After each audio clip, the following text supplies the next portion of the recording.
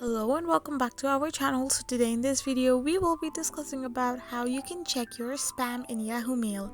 So without wasting much of our time, let's get straight into the video.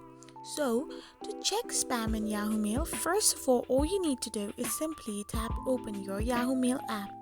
So once you open your Yahoo Mail app, you can see that you have got several inbox messages which you can see, but the spam messages cannot be seen there. So simply tap on the spam option on the left hand side of the corner and the messages that are in your spam will appear on your screen once you tap on it.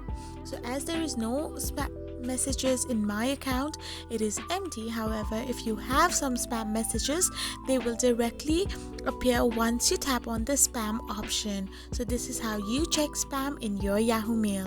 I hope you found this video helpful, so don't forget to hit that subscribe button and do give us a thumbs up. We will be back again with these informative videos.